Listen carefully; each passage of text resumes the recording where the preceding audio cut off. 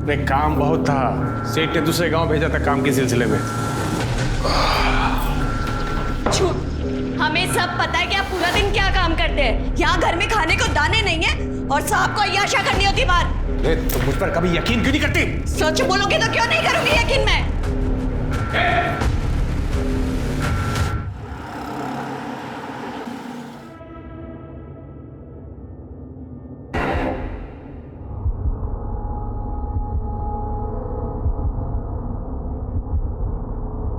पुष्पा,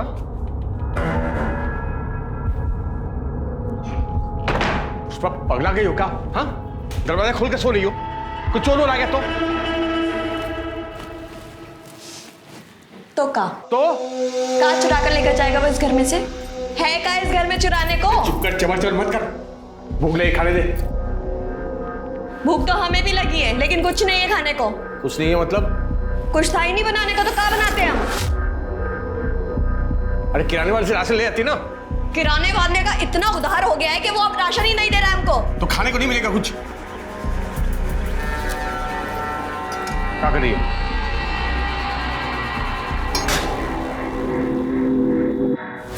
पियो और सो जाओ। अब से ये ही मिलेगा जब तक तुम पैसे का इंतजाम नहीं करते हो। मजाक बना के रख दिया। मजाक तो तुमने हमारी जिंदगी का बना के रख दिया है।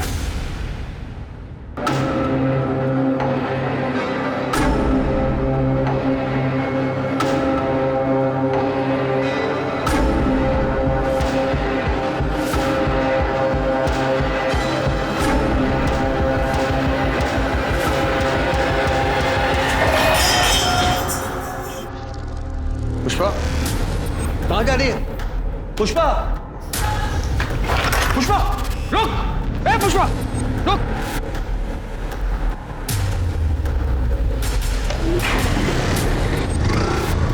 कहाँ भाग रही?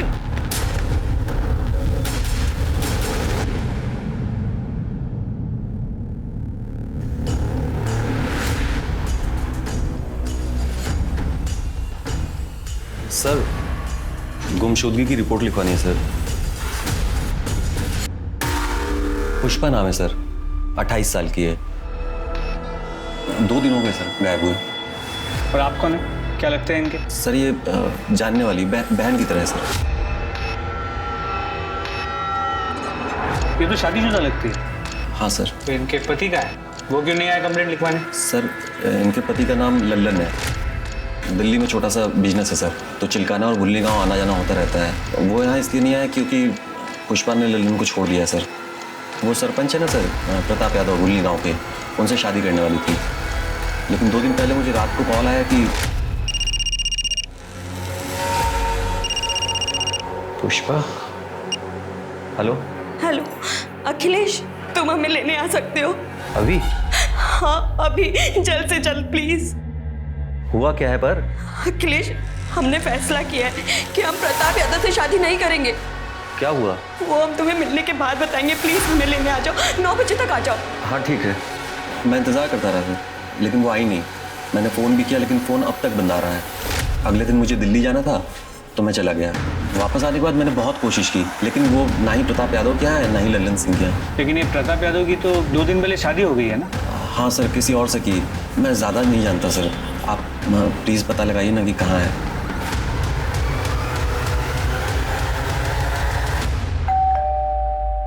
अरे हमें क्या पता पुष्पा कहाँ है। अभी कुछ दिन पहले सरपंच कार्यालय से एक लड़का भी आया था उसके बारे में पूछने के लिए। जानते हैं हम, इसलिए यहाँ आए। आपकी और पुष्पा की शादी होने वाली थी ना? हाँ, हम पुष्पा से शादी करने वाले थे।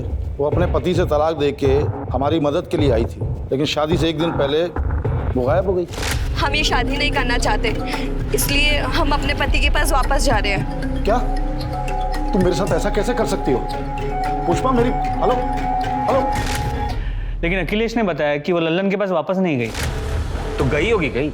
देखिए, पुष्पा ने जो भैया को बताया हमने आपको बता दिया। पता है उसकी वजह से हमें कितनी परेशानी हुई। शत्रु, नाक कटने की नौबत आ गई थी दरोगा जी हमारी। 1 दिन बाद शादी थी, आसपास के तमाम गांव में निमंत्रण दिया हुआ था। वो तो भगवान की कृपा है कि शादी से 1 दिन पहले हमें सपना मिल गई जिनसे हमारी शादी हुई। वरना कितनी बदनामी होती है हमारी। लीजिए चाय पीजिए।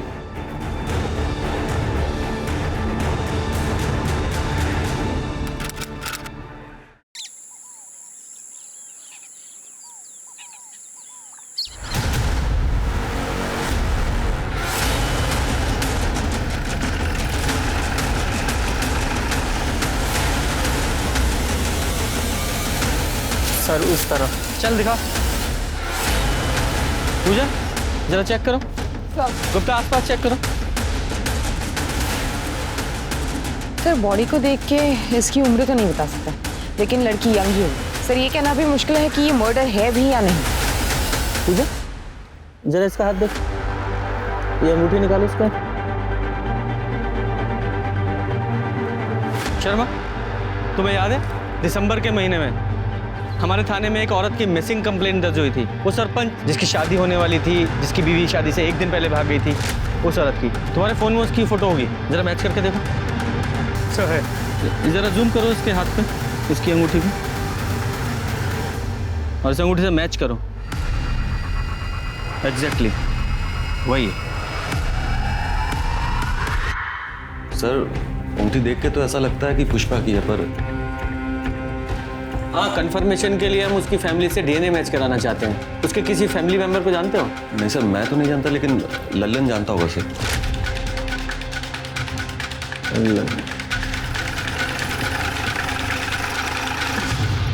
पुष्पा हमेशा पैसों के लिए झगड़ा करती थी मुझसे। कितनी बार तो खाना भी नहीं बनाती थी, मुझे भूखे पेट पानी पीकर सोना पड़ता था। 3 महीने पहले वो घर छोड़कर चली गई। बाद में पता चला कि वो भुल्ली गांव के सरपंच के वहाँ ठहरी हुई, और उसी सरपंच प्रताप यादव के साथ शादी करने वाली है। उसके बाद उसका क्या हुआ मुझे नहीं मालूम, और मैं जानने की कोशिश भी नहीं की। तो तुम्हारे कहने का मतलब ये है कि पुष्पा ने जब तुम्हारा घर छोड़ा उसके बाद से तुमने उससे कभी बात नहीं की? कसम से सर कभी बात तक नहीं की मैंने उससे। अच्छा झूठ बोलता है हमारे साथ। पुष्पा के कॉल रिकॉर्ड्स हैं हमारे पास। 13 दिसंबर की रात को उसने तुझसे फोन पे बात की थी, उसके बाद वो गायब हुई है।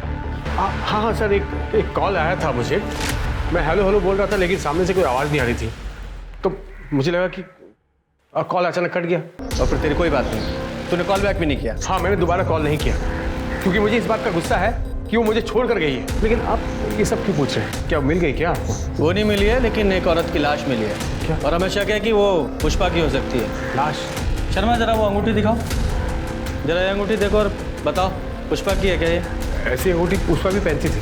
भी मतलब इस तरह की अंगूठी गांव की हर औरत पहनती है, मंदिर के बाहर बिकती है साहब। लेकिन ये पुष्पा की है या नहीं ये बता नहीं सकता सर। पुष्पा की फैमिली में कोई और भी है? कि फैमिली में सर एक भाई है हरी शुक्ला, कानपुर में रहता है। नंबर दो उसका। शर्मा ये पुष्पा के भाई हरि प्रसाद का पता लगाओ और उसका डीएनए सैंपल कलेक्ट करो, और ये लल्लन इसकी पूरी कुंडली निकालो। ऐसा करो, एक कांस्टेबल को सादी वर्दी में इस लल्लन पर नजर रखने के लिए बोलो। सर अब 1 महीने में हमारे फेरे भी हो जाएंगे। शत्रु हमें ना तुमसे कुछ बात करनी थी। बताओ। हम चाहते हैं कि शादी के बाद हमारा अलग घर हो। क्यों? भैया भाभी के साथ क्यों नहीं रहना? पर शत्रु हमारी प्रिवेसी का क्या? जो एक साथ रहते हैं उनका प्रिवेसी नहीं होता क्या? ऐसे तो जॉइंट फैमिलीज होते ही नहीं। अब भाभी के बिना रहना तो मैं सोच भी नहीं सकता। तुम तो ऐसे बोल रहे हो जैसे सपना भाभी हमेशा से वहीं रहती थी। हमेशा से नहीं रहती थी, पिछले 3 महीने से आई हुई है। लेकिन भाभी बहुत अच्छी है। क्या बात है भाभी, माँ बिल्कुल ऐसी मालिश करती थी। तुम जब सपना भाभी से मिलोगी ना तब तुम्हें पता चलेगा कि वो कितनी अच्छी है। अरे अच्छा हुआ वो पुष्पा भाग गई और भैया को सपना भाभी से शादी करनी पड़ी। किस्मत अच्छी है उनकी। देखो सब ठीक हो जाएगा। सर पुष्पा के भाई हरी शुक्ला के अनुसार पुष्पा की उससे बात ही नहीं हुई थी, लेकिन उसका डीएनए सैंपल तो लिया ना तुमने? ले लिया है सर, वेरी गुड। इस सैंपल को बॉडी के साथ टेस्टिंग के लिए लैब में भेज दो। सर कांस्टेबल अमन यादव का कॉल आया था। ललन गांव के बाहर भवानी मंदिर में शादी कर रहा है। अच्छा। ओम श्री सिद्धि विनायक स्वाहा, अष्ट विनायक स्वाहा, ओम गणगणपतये स्वाहा। सर जिस कांस्टेबल को हमने ललन पे नजर रखने के लिए कहा था उसने हमें बताया कि पिछले 2 सालों से लल्लन का चक्कर चिलकना गांव की एक औरत अंबिका से चल रहा है। इसी बात को लेकर पुष्पा लल्लन पे बहुत चिढ़ती भी थी। जैसे ही पुष्पा ने घर छोड़ा, लोगों ने बताया कि अंबिका को लल्लन के घर पे रात बेरात देखा गया है। इस लल्लन को बहुत जल्दी है दूसरी शादी करने की। इतनी भी क्या जल्दी है, कुछ रस्में हमारे साथ भी निभाई है। सर क्या हुआ सर? पुष्पा के होते हुए तुम दूसरी शादी कैसे कर सकते हो? तुम्हारी पत्नी है ना पुष्पा। लेकिन आप ही ने तो बोले थे कि पुष्पा मर चुकी है। ऐसा नहीं कहा था कि वो मर चुकी है, सिर्फ इतना कहा था कि क्या वो पुष्पा की बॉडी है, हमें शक है। कंफर्म नहीं किया था, लेकिन तूने तो कंफर्म ही कर दिया है। ऐसा तो नहीं तूने पुष्पा को मार दिया इसलिए तू अंबिका से दूसरी शादी कर रहा है? पुष्पा के मर्डर के जुर्म में अरेस्ट करो इसे। अरे सर रुकिए, एक मिनट सर, एक मिनट बात सुनिए सर। देखिए ये सच है कि पुष्पा की वजह से पैसा और डील खो दिया था मैंने, लेकिन मैंने इसको मारा नहीं सर। मैंने इसको मारा नहीं। कौन सी डील और कौन सा पैसा? प्रताप यादव की डील थी सर। वो पुष्पा के साथ 4 साल के लिए शादी करना चाहता था। इसके बदले में वो हर महीने मुझे 2.5 लाख रुपया देने वाला था सर। 4 साल के लिए शादी? ऐसी कौन सी डील होती है भाई 4 साल के लिए शादी? नहीं, अगर मान भी ले कि कोई ऐसी डील होती भी है और वो प्रताप यादव ऐसा क्यों करने वाला था? मैं बताता हूँ सर। ये जो प्रताप यादव है ये 2 बार से सरपंच पद पे था, लेकिन इस साल सरपंच की सीट औरतों के लिए आरक्षित थी और वो कुंवारा था, इसलिए वो चाहता था कि कोई औरत नकली पत्नी बनके उसके साथ रहे सर, बस और कुछ नहीं। तो पुष्पा ही क्यों? देखिए सर, वो मुझे स्कूल के टाइम से जानता था, इसलिए वो मेरे घर पे आया और ये सब। अरे ऐसे कैसे देते अपनी पत्नी को प्रताप? और आगे होगा। ठंडे दिमाग से हमारी बात को समझो लल्लन।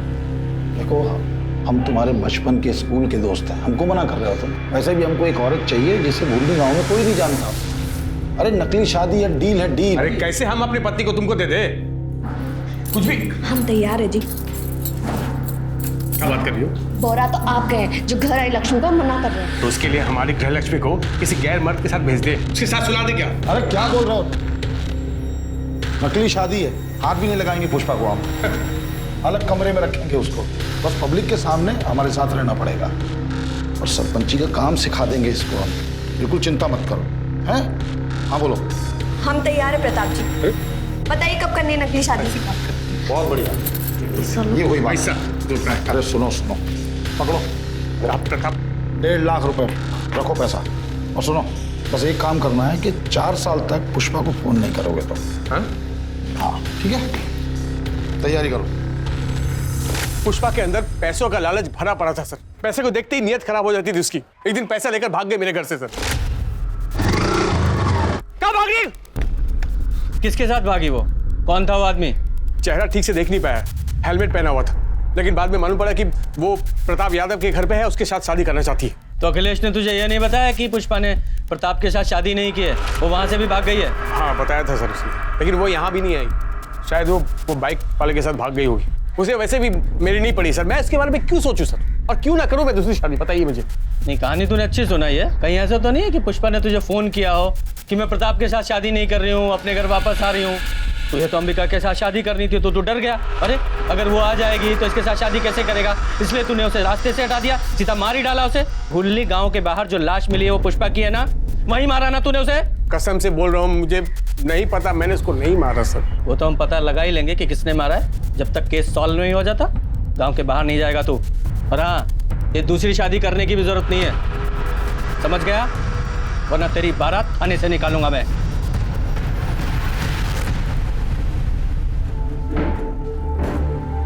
राज कहाँ रहता है ये? जी जीजू प्रणाम। राम प्रसाद की फाइल का क्या हुआ? वो तो मैंने तेज प्रकाश को बोला था ना उन्हें दिखाने के लिए। जब तेज प्रकाश को बोलना होता तो तुमको क्यों बोलते हम?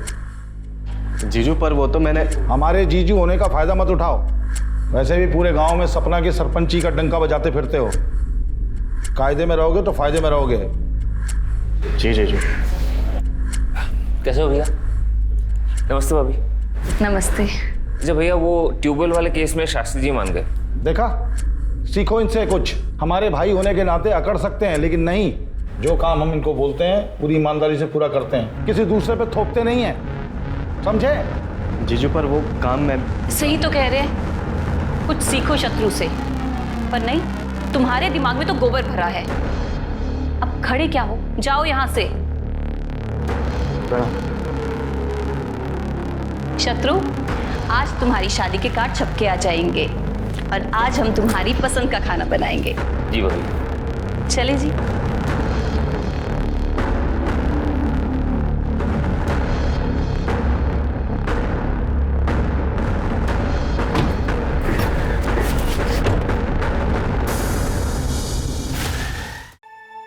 अरे राज, अरे क्या कर रहे हो? नीचे उतरो, गिर जाओगे। आपको क्या फर्क पड़ता है? जाओ अपने पति और देवर को देखो। मैं तो नौकर हूं ना घर का। कैसी बातें कर रहे हो? चलो नीचे उतरो, नीचे उतरो। वो लोग आपको मिलके सिर्फ बेवकूफ बना रहे हैं। आपको ये बात समझ नहीं रही है? सिर्फ रबर के स्टैम्प की तरह इस्तेमाल कर रहे हैं जीजू आपका, और कुछ नहीं। ये कैसी बातें कर रहे हो? एक बात आप ही मुझे बताओ, महीने में लाखों कमाते हैं जीजू, उसका एक दहला भी देते हैं आपको? नहीं। अरे जरूरत पड़ने पर जब भी उनसे पैसे मांगे हमेशा दिए हैं ना उन्होंने। ये भीख के पैसे ना आपको अच्छे लगते होंगे, मुझे नहीं अच्छे लगते। और किस चीज के लिए पैसे मांगते हैं आप? घर गृहस्थी चलाने के लिए? उसके अलावा 1 रुपया भी मांगे आपने कभी ऊपर से? राज, अभी हमारी शादी को सिर्फ 2 महीने हुए हैं। अपने जीजू को थोड़ा सा वक्त तो दो ना, ताकि वो हम पे विश्वास कर पाए। दीदी आप गलत फहमी में, आप जो सोच रहे ना वैसा दिन कभी नहीं आएगा। अरे राज,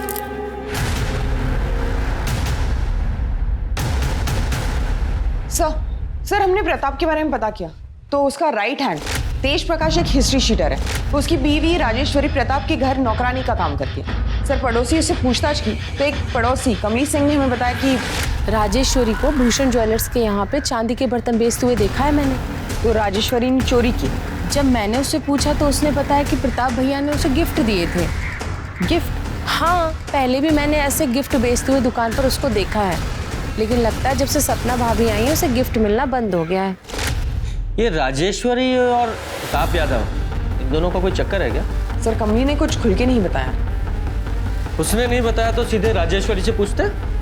सच कहते हैं साहब, वो सारे गिफ्ट्स भैया जी ने दिए थे। साहब हम भैया जी के गिफ्ट घर पे नहीं रख सकते थे, इसलिए हमने बेच दिया, क्योंकि वो भैया जी और शत्रु अच्छे आदमी नहीं है। अच्छे इंसान नहीं है इसका क्या मतलब है? साहब बहुत मौका परस्त लोग हैं, मतलब अपने फायदे के लिए कभी भी बदल सकते हैं। देखिए ना, यूँ तो भैया जी ने कभी शादी नहीं की, सारी जिंदगी कुंवारे थे, पर जैसे सरपंच की कुर्सी बचाने का मौका आया उन्होंने फटाफट शादी कर ली। भैया जी की पीने की आदत है, पीने के बाद वो बहुत बदतमीजी करते हैं। और तुम्हारा पति, वो कौन सा दूध का दूल्हा है? साहब हम मानते हैं कि वो दूध के दूल्हे नहीं है, पर आज जब से उन्होंने हमसे शादी की वो बदल गए। हाँ, वो भैया जी के छोटे मोटे बुरे काम कर देते, मतलब लोगों को डराना धमकाना, उनके पैसों को संभालना। तुम्हारे भैया जी के लिए तुम्हारे पति तेज प्रकाश ने कोई खून भी किया है? ये आप क्या बोल रहे हैं साहब? हम खूनी नहीं है। तो इतना डर क्यों रहे हो? साहब पुलिस को देख के कौन नहीं डरता है? अब हम लोग तो गरीब आदमी हैं साहब, जैसे तैसे करके गुजारा होता है। हमें छोड़ दो साहब। 13 दिसंबर को कहाँ थे तुम? 13 दिसंबर मतलब जिस रात पुष्पा गायब हुई, उस रात कहाँ थे तुम? साहब ये तो घर पर ही थे। हाँ साहब, मैं घर पे ही था, और अगले दिन जब हवेली पहुंचा तो पता चला पुष्पा जी भाग गई। भैया जी बहुत गुस्से में थे, क्योंकि शादी की सारी तैयारियां हो गई थी।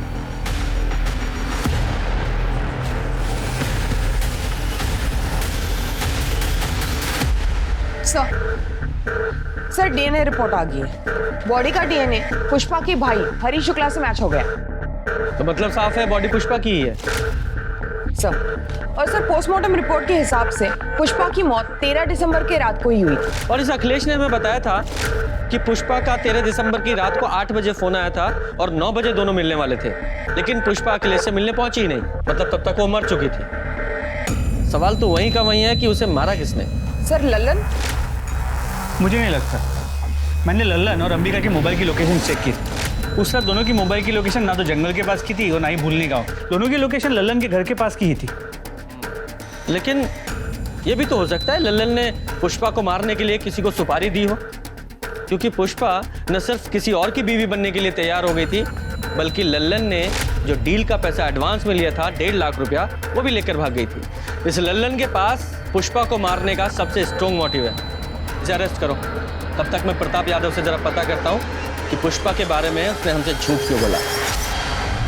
तुम मानते हो तुमने ऐसी डील ऑफर की थी? हाँ की थी। तो कौन सा नया काम है इस देश में ये? और इतनी आसानी से अपनी कुर्सी कौन जाने देता है? और हम तो इस कुर्सी पे लोगों की भलाई के लिए बैठे हैं और कोई गैर कानूनी काम हमने नहीं किया। लल्लन को अच्छे खासे पैसे का वादा किया था, 1.5 लाख रुपए एडवांस दिए थे और वो पुष्पा तो खुद हमारे दरवाजे पे आई थी, शादी करने के लिए तैयार थी। एंड टाइम पे धोखा दे दिया उसने। उसने धोखा दिया, मार दिया उसे।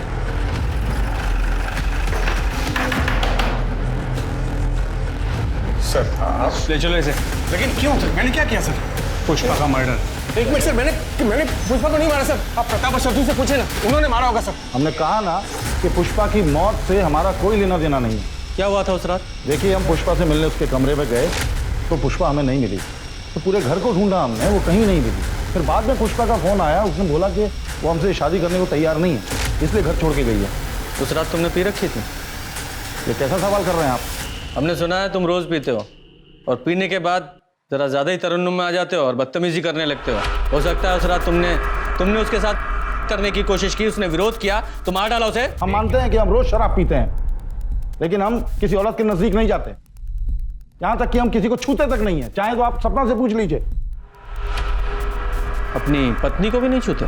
देखिए, हम पराई औरत के बारे में बात कर रहे हैं।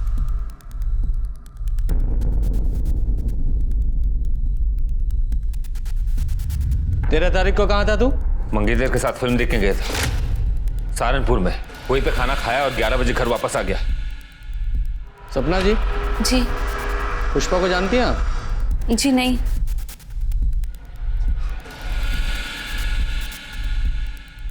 राजेश्वरी को आप बड़े महंगे तोहफे देते हैं। हाँ, बोनस होली दिवाली देते हैं। क्यों? हमें पता चला है कि राजेश्वरी मार्केट में बड़े महंगे महंगे सामान बेच रही है, ये कहकर कि वो तोहफे आप उसे देते थे।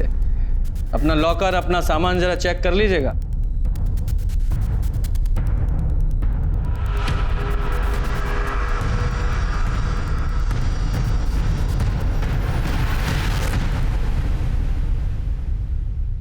सर, राजेश्वरी के अनुसार प्रताप पीने के बाद कंट्रोल में नहीं रहता था।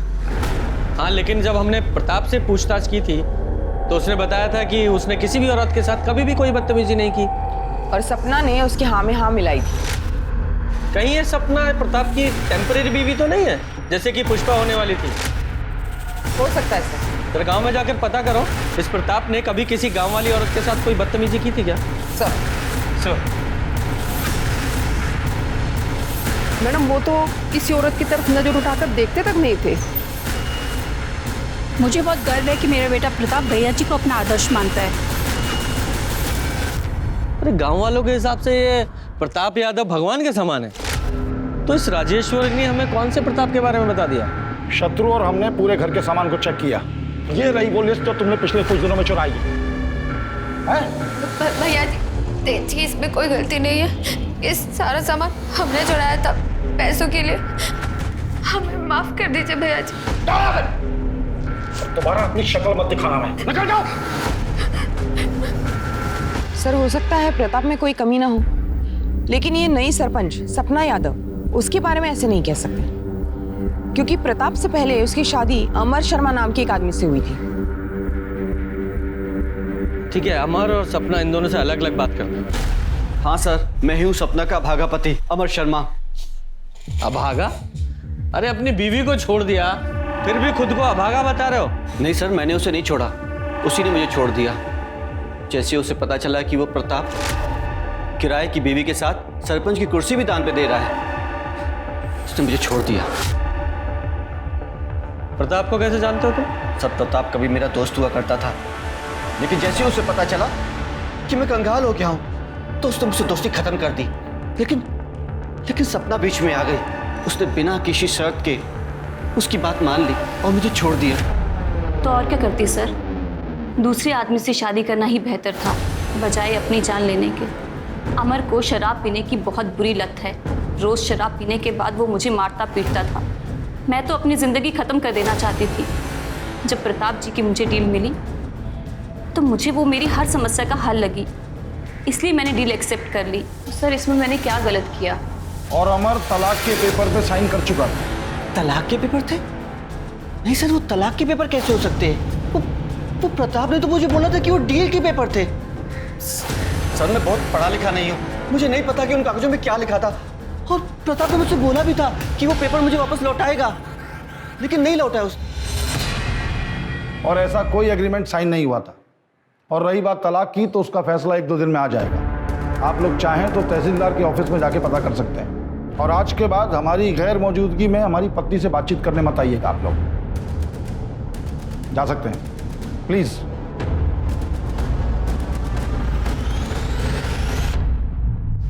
सर 10 तारीख की रात पुष्पा जिस बाइक पे भागी थी, कहाँ भाग रही? वो बाइक पुष्पा को पिक करने से पहले एक गैराज में रुकी थी। वो गैराज बाईपास रोड पे था, वहाँ एक सीसीटीवी कैमरा था, और सर उस आदमी ने अपना हेलमेट उतारा था। सर देखिए वो आदमी कौन है। ये तब से हमें बेवकूफ बना रहा है। ले क्या उसे? तुम्हारी लोकेशन रिकॉर्ड के हिसाब से पहले उस रात तुमने अपनी बाइक का पंचर बनवाया, फिर पुष्पा को पिकअप किया, उसे प्रताप के घर छोड़ा, उसके बाद तुम अपने घर चले गए। सही कहा मैंने? सर मैं मानता हूँ कि उस रात घर से भागने में पुष्पा की मदद मैंने की थी। ए रुक पुष्पा! दरअसल क्या हुआ था सर कि पुष्पा को लल्लन और अंबिका के रिश्ते के बारे में मालूम चल गया था। वो बहुत डरी हुई थी सर अपने भविष्य को लेकर, इसलिए उसने सोचा कि क्यों ना 4 साल के लिए प्रताप की बीवी बन जाए। और वो पैसे सर जो उसकी डील के थे वो उसने लिए थे घर से। सर मैंने ही उसे प्रताप के घर छोड़ा था। 2 दिन बाद उसका फिर से फ़ोन आया और उसने मुझे बुलाया, जैसा कि मैंने सर आपको बताया भी है कि मैं वहाँ गया था। जरा अच्छे से याद करके बताओ उस रात पुष्पा ने फोन पर तुमसे क्या कहा था? हेलो अखिलेश, हम प्रताप यादव से शादी नहीं कर सकते। क्या हुआ? यहाँ की नौकरानी राजेश्वरी को हमने चोरी करते हुए पकड़ा। बहुत हंगामा हुआ और उसके पति तेज, उसने हमें चाकू दिखाकर धमकाया, कहने लगा कि हम अपना मुंह बंद रखें। तुम ठीक तो हो? हाँ हम ठीक है, तुम बस 9 बजे तक आ जाओ, बाकी बातें हम मिलकर बताएंगे। हाँ ठीक है सर, मैंने आपको बताया तो मैं वहाँ गया था, मैं इंतज़ार कर रहा था, लेकिन पुष्पा वहाँ आई नहीं। मैंने फ़ोन भी लगाया लेकिन फ़ोन नहीं उठाया सर उसने। नहीं, ऐसा भी तो हो सकता है कि तुम झूठ बोल रहे हो। पुष्पा सचमुच तुम्हारे पास आई हो, तुमने उसे शादी के लिए प्रपोज किया, उसने मना कर दिया तो गुस्से में आकर उसे मार दिया। क्यों नहीं हो सकता? सर आप ये क्या बोल रहे हैं? पुष्पा को बहन मानता था मैं। शक के बिना पर पुलिस ने अखिलेश को कस्टडी में रखा, लेकिन अभी तक पुलिस को यह समझ नहीं आ रहा था कि पुष्पा का कातिल कौन था और उसने कत्ल किया क्यों। लल्लन के पास मोटिव था तो प्रताप और अखिलेश के पास भी अपने अपने कारण थे पुष्पा को मारने के लिए। लल्लन ने कस्टडी में यह माना कि उसने पुष्पा के बारे में गलत कहा था। पुष्पा दरअसल प्रताप की डील पे कभी हाँ कहना ही नहीं चाहती थी, पर लल्लन ने उस पर दबाव डाला और उसने खुद प्रताप से एडवांस लिया। राजेश्वरी ने कबूला कि उसने प्रताप के कैरेक्टर के बारे में झूठ कहा था पुलिस से। वो खुद सरपंच बनना चाहती थी, इसलिए उसने प्रताप को ऑफर किया था उसकी टेम्पररी बीवी बनने के लिए, लेकिन बजाय उसे चुनने के पहले प्रताप ने चुना पुष्पा को और फिर सपना को। पुलिस कश्मकश में थी कि क्या वाकई प्रताप निर्दोष है, लेकिन 2 दिन बाद पुलिस को प्रताप के खिलाफ एक कंप्लेंट मिली जिसने सबको चौंका दिया। प्रताप जी ने हमारे साथ किया है सर। क्या? आपके पति ने? शादी की डील हुई थी कि प्रताप दीदी को हाथ भी नहीं लगाएगा, दोनों को अलग अलग कमरे में रहना था। सर 2 महीने तक सब ठीक था, लेकिन कल रात प्रताप जी हमारे कमरे में आए और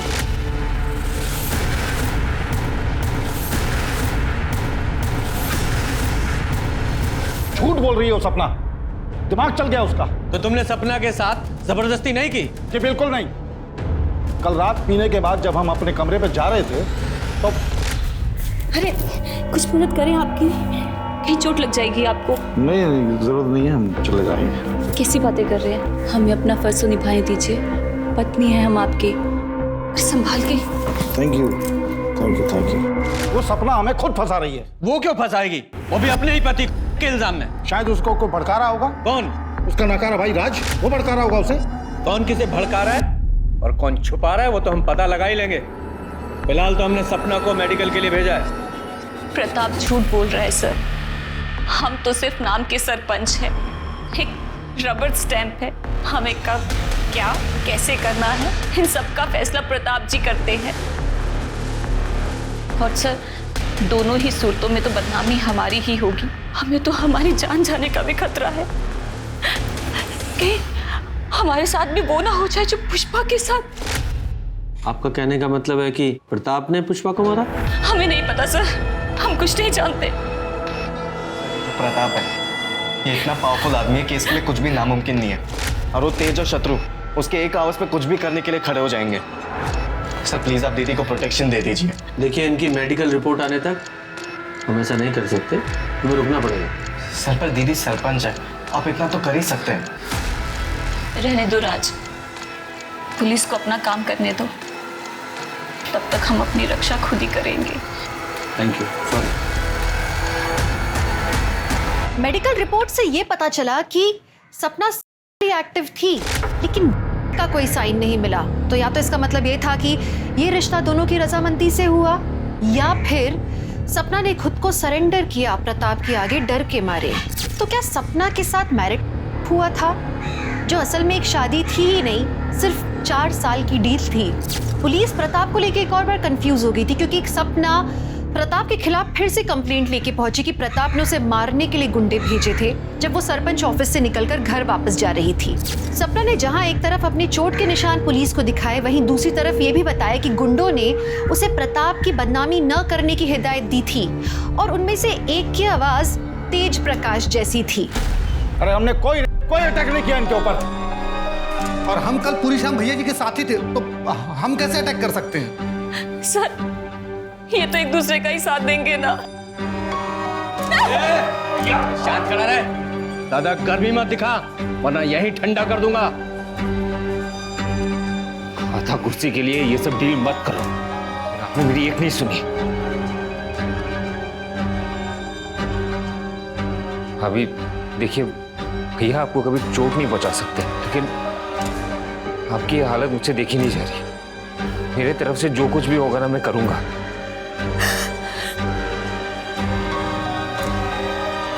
आप आराम से घर में रहिए, आपको कोई नुकसान नहीं पहुंचाएगा। अगर किसी ने भी ना आंख उठा के देखा या इनकी कंप्लेन आई तो अंजाम बहुत बुरा होने वाला है, समझ गया?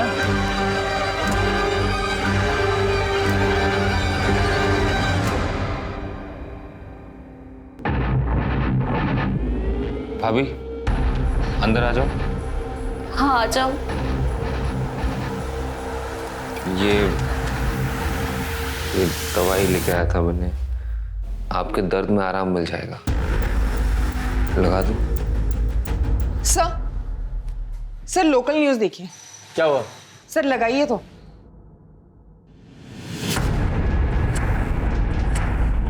हमारे पति प्रताप जी ने हमारे साथ जबरदस्ती की और फिर अपने गुंडों और तेज प्रकाश को भेजकर हमें धमकाया, पर इससे भी उनका मन नहीं भरा।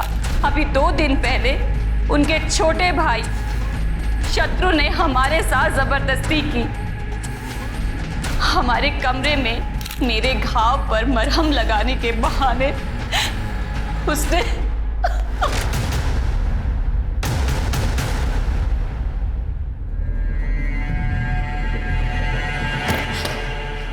शत्रु एक नंबर के धोखेबाज हो तुम, एक नंबर के धोखेबाज हो तुम। मेरी जिंदगी बर्बाद कर दी तुमने। जब तुम सपना भाभी की तारीफ करते थे, जब तुम कहते थे कि तुम उनसे प्यार करते हो, मैंने कभी नहीं सोचा था तुम इतने घटिया इंसान होगे। बेटा तुम भैया आप तो प्लीज रहने दीजिए, आप बीच में ना ही बोलिए। वैसे भी किसी से मैं शादी नहीं कर सकती, तो आप भूल जाइए। इस घर की कभी बहू बनूंगी मैं। ये रिश्ता मैं तोड़ती हूँ, शक्ल मत दिखाना कभी अपनी। शत्रु चिंता मत करना है, हम सब ठीक कर देंगे, बिल्कुल चिंता मत करना, अभी बात करते हैं। मुझे इस प्रताप से फिर से बात करनी होगी, तुम जाके तेज का पता लगाओ। सर क्या नाम?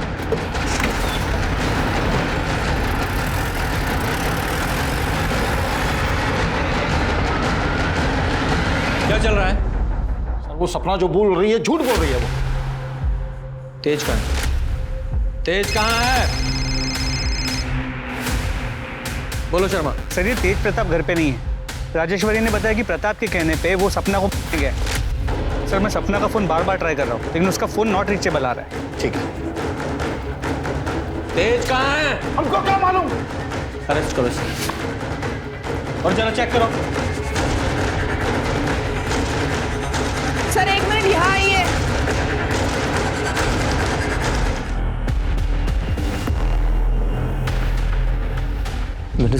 को कभी बुरी नजर से नहीं देखा।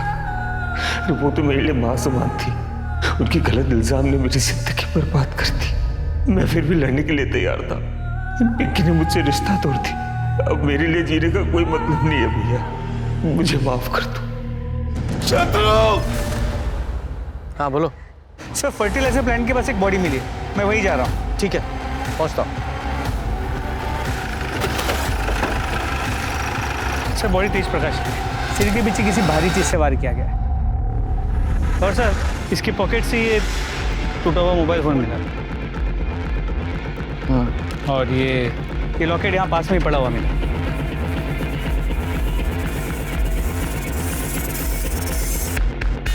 शर्मा, इस जगह का डम डाटा निकलवाओ। 13 दिसंबर का रात 7 बजे से रात 11 बजे तक का डम डाटा निकलवाओ, वहां जहां पुष्पा की लाश मिली थी।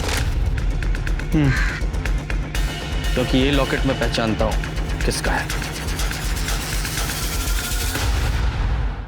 तेरा ये लॉकेट तेज की लाश के पास मिला हमें, और तेरे फोन की लोकेशन भी वहीं की थी। और यही नहीं, 3 महीने पहले जिस जंगल में पुष्पा की लाश मिली, वहां भी तेरे फोन की लोकेशन उसी समय की दिखा रहा है। बोल क्या कहना तुझे?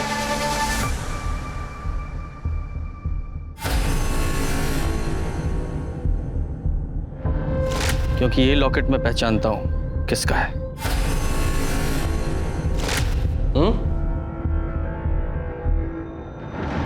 सोच लो, अभी भी टाइम है। बोलो। तेज प्रकाश ने हमें बात करते हुए सुन लिया था। पुष्पा को मारकर सरपंच की कुर्सी पर बैठने का प्लान तो हमारा पूरा हो गया, लेकिन हम अभी भी एक रबर स्टैंप हैं। इन दोनों भाइयों के ऊपर का इल्जाम लगा के हमें गांव वालों से भर भर के सहानुभूति मिल रही है। तुम देखना, वो दिन दूर नहीं, सत्ता की बागडोर हमारे हाथ से दूर नहीं, और ये दोनों भाई अब जेल में सड़ेंगे। और अभी पुलिस भी इन्हें जल्दी गिरफ्तार कर लेगी। हमने सब सुन लिया है। वो ने जो कुछ भी भैया जी के लिए किया ना, उसके लिए जिंदगी भर जेल में सड़ोगे। रुको, मैं भी पुलिस को बताता हूँ। राज पकड़ो उसे।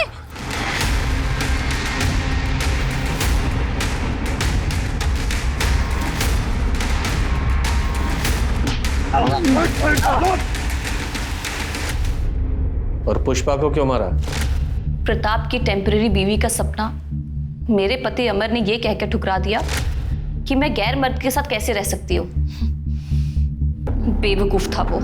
लेकिन जब मुझे पता चला कि पुष्पा प्रताप की बीवी बनने वाली है और पुष्पा प्रताप के घर में है, तो मैं पुष्पा से मिलने उसके घर पर गई। मुझे पता था प्रताप हर शाम को शराब पीता है। जब मैं वहां पहुंची तो मैंने देखा कि हमने राजेश्वरी को चोरी करते हुए देखा है। अपनी आंखों से देखा हमने। बोली भैया जी, खुद चोरी करते उस पे इल्जाम लगाती हूं। दो आओ, चलो निकलो यहाँ से। आओ।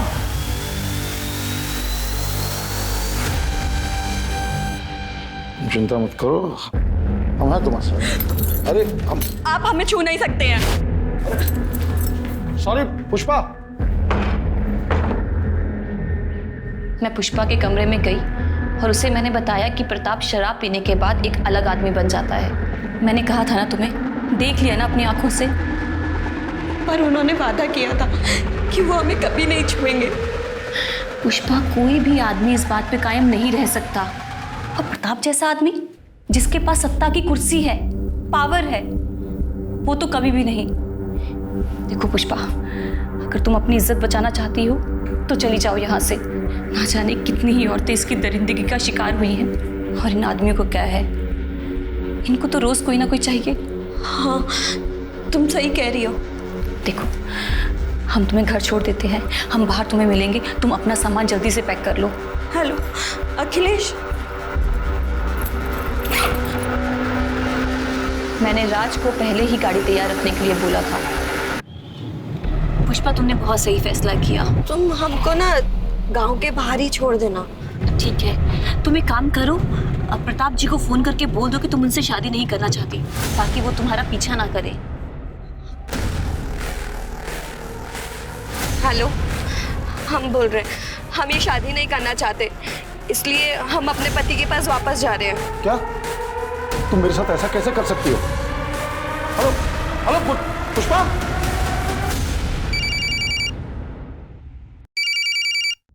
अरे ये क्या कर रही हो? लल्लन को कॉल कर रहे हैं, उन्हें बता तो दें कि हम गांव वापस आ रहे हैं। अरे नहीं। Hello hello hello.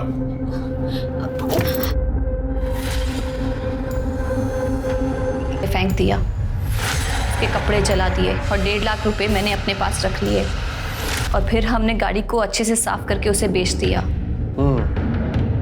वैसे तुम बहुत कमाल की एक्टर हो, हैं? और पुष्पा को रास्ते से हटाकर तुम खुद उसकी बीवी बन गई। वाह, और बहुत अच्छा नाटक किया तुमने उनकी बीवी बनने का। जैसे वो बोलता रहा वैसे करती रही, एकदम गुड़िया बन के। हालांकि इस बीच राज ने कई गलतियां की, पर वो मैंने सब संभाल ली।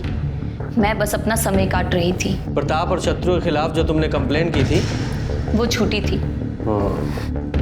शत्रु तो मुझे अपनी माँ समान मानता था, बेचारा बेमतलब मारा गया। मुझे तो सरपंच की कुर्सी चाहिए थी, पूरी कुर्सी। रबर स्टैंप बन के नहीं रहना चाहती थी मैं, स्टैंप लगाने वाला मैं हाथ बनना चाहती थी। इनके खिलाफ चार्जशीट बनाओ और अब जेल में बनना तुम सरपंच, वहां मिलेगी तुम्हें कुर्सी। लालच ने 3 लोगों को मौत के घाट उतार दिया। राजेश्वरी प्रताप को लालच के कारण बदनाम कर रही थी। सपना को पुष्पा को मार के टेम्पररी वाइफ बनने के बाद भी लालच खत्म नहीं हुआ, उसे और चाहिए था। और प्रताप उस सरपंच की कुर्सी पर नियंत्रण रखे रहने के लिए टेम्पररी बीवी लाने को तैयार हो गया। हमारे पूर्वजों ने बिल्कुल ठीक कहा है, लालच बुरी बला है। तो चलिए, मैं दिव्यांका त्रिपाठी दहियाब लेती हूँ आपसे विदा। फिर मिलूंगी क्राइम पेट्रोल सतर्क के नए एपिसोड के साथ। आप सतर्क रहिए, सुरक्षित रहिए और देखते रहिए क्राइम पेट्रोल सतर्क। जय हिंद।